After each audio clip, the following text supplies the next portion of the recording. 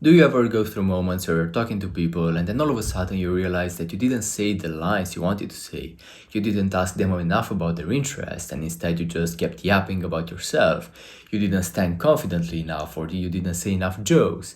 You start self attacking over all of these aspects. This self attack, like your own mind, is making you even more anxious, more in your head, like focused inwardly, so it takes you away from the present moment, and it basically ruins your social experience altogether. A good way to snap out of this state is to literally just punch it in the face. Just say, stop, enough is enough. Unless you take this aggressive, intentional action towards stopping that inner monologue from just looping over and over again and keeping you in your mind, this will only make you more and more anxious. There is no other way to snap out of it. Our minds are inherently designed for us to just loop over all of these aspects because we are trying to become better and better and better. We are trying to optimize over everything. We are trying to be the best versions we can possibly be and to avoid any potential dangers out there. These behaviors might have been useful like tens of thousands of years ago when our ancestors were fighting wild beasts, but they are not useful now. Because now, the people that are the coolest, like the highest level version of you, is the version of you that's just present, chill, relaxed, casual. Like literally, that's the highest version of you that you can possibly present to the world. The version of you that's optimized to perfection, that just presents the perfect aspects out there, the perfect character traits, the perfect behaviors. That's not the best version of you whatsoever, because that version of you is just a robot. That version of you doesn't really seem human. People don't relate to you as much if you just try to optimize everything. And the brutal thing as well is that it takes you away from the present moment automatically, because now instead of you being focused on the conversation, on the content of what the other person is talking about, like a part of you at least is focused on how you look, on what you're gonna say next, on perhaps something you have to do in the future, perhaps something you've done today. Your mind is not even present there, and presence is one of the greatest gifts you could give to somebody in a conversation. We have so many things that we inherited from our ancestors because the human mind didn't really change that much in the last thousands of years. So, unfortunately, so many of these things are not useful anymore, and it's our responsibility to spot them and to constrain them, right? To handle them properly. It's just like the chimp paradox, if you're familiar with the concept.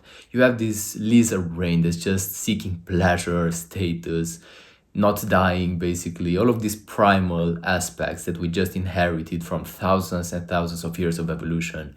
There is no need for that anymore. These things have to be carefully constrained because if you were to just indulge in your lizard brain all the time, you would end up being an inmate. You would commit crimes, you would do drugs, you wouldn't be a model citizen. And you wouldn't even enjoy your life that much because the current world is designed for you to just be addicted to pleasure, to quick dopamine. It's our responsibility to guide our minds properly. And as I said, one of the ways that our ancestral, how do you pronounce that? Our ancestral brain is fooling us is by just iterating over and over and over again about the things we can improve in conversations, the things we can improve about us.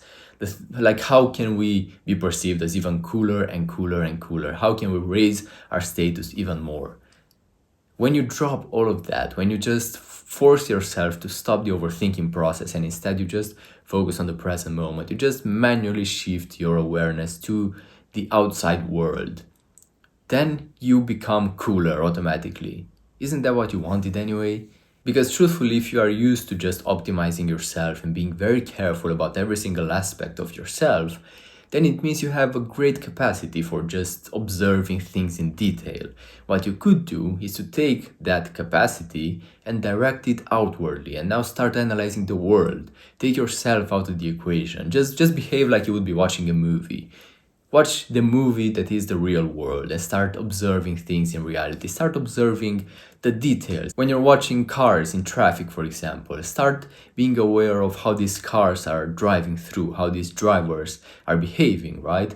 Are they giving priority to one another? Are they quite angry? Is there a lot of noise? Like, there is a lot of information in something as simple as the cars in the traffic. You see them every single day out there.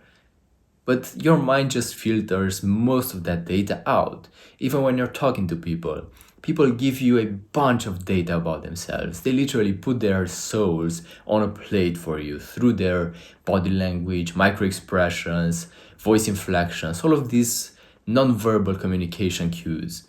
The only thing you have to do is to pick up on that. But your brain, if you're used to just being focused inward and trying to optimize and overthink everything, your brain is automatically ignoring all of these aspects. And now instead of you understanding that person better, you end up just optimizing yourself for basically nothing because you don't even get a better result. You're just investing so much time to optimize yourself, so much energy. And the result is that people respect you even less because you don't respect them through not being present, and because now you're not even human anymore. You're just too perfect, you have no vulnerabilities anymore. Now, people don't really like to hear this idea that, oh, I have to not be as perfect because I just want to not show any vulnerabilities. Because, like, if I show vulnerabilities, people might take advantage of it, people might laugh at it. The confident friends you have, the charismatic friends you have, they probably put their flaws out on a plate and they probably make the best of them through making jokes, through self amusement. They are not so emotionally attached to the perception that people have about them. They are more chill, like they are already confident, they already love themselves. What point is there in them just being so focused on these shallow aspects? People don't even view them as a real human being. Like people don't view you as a real human being as well. People just view a perception, an image, an avatar they have in their minds about you. Like they don't know the real you. No one knows the real you. Not even your parents. The best people know is like what, 90% of you, but there is still like that 10% that you've never showed anyone. And that's just natural, even if it's just 1% or 0.1%. No one knows the true you. And people tend to just project a certain image on you. So then, what point is there in trying to optimize everything and trying to control the perception that the other person has about you? It's just an illusion, really. There is absolutely nothing you could do to completely manipulate how the other people perceive you. It's an illusion that your ego is trying to keep alive. Because your ego, like your lizard brain, as I said, this ancestral part of our brain, it just wants us to be perfect all the time, to, at least in our perception, do the best we can. What if you take the courage to not do the best you can? And you start accepting that as being the reality.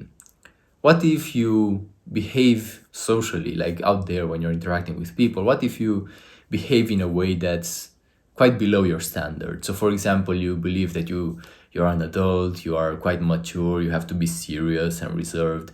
What if you start yelling around? What if you start saying the most inappropriate jokes you could say? Is that gonna ruin your reputation? Is that gonna destroy everything you've been building up, that image of Mr. or Mrs. Perfection? People are not really gonna care that much about it, and if anything, you're gonna attract some people to you. Now, of course, there might be some people that are gonna be like, this is weird, I don't really like this guy anymore, but that's fine as well. If this is something that comes from within, from your authentic self, like you might have some authentic tendencies of behaving in a certain way that you are just used to repressing, to holding down inside of yourself. You don't even have access to them anymore. But if you were to just act more bold, to just take more courage, to step outside of your social comfort zone, and to just accept everything instead of just overthinking, and judging yourself, then you would see that the feedback you get from people is much better, is infinitely better. And that's basically how you get to the social life that you desire. That's how you manage to attract people to you. That's how you manage to become charismatic and confident. Not by optimizing everything, not by looks maxing, not by learning jokes, not by learning social skills. And unless you take that conscious and aggressive decision to stop your mind from bullying you and from looping over and over again and overthinking, you're never gonna get to the point of social confidence. This is literally one of the biggest constraints you're gonna encounter in your journey of becoming socially confident. And by the way, there is like You don't even have to become anything because you already have that in you. I always say this, but I really hope you realize that there is nothing that you need to learn. You only need to unlearn all of these layers and layers and layers of conditioning, of fears, of judgment. What are they gonna think of me if I'm gonna be more bold? What are these losers that I don't care about anyway gonna think of me when I'm gonna be a bit more bold and they're gonna judge me? What does it even matter? You don't even care about those people. But anyway, this is a separate point. The key takeaway for you from this video is to stop your mind from spiraling around, from thinking about these things extensively, from taking a certain small problem you have in your life and creating this huge universe in which this is like this problem is on steroids and it's just affecting your life in every single area, because that's probably a very unlikely scenario that's absolutely never gonna happen. So stop yourself before it's too late. And that's gonna facilitate you getting to the point of social confidence, unleashing those nice qualities that you already have inside of you.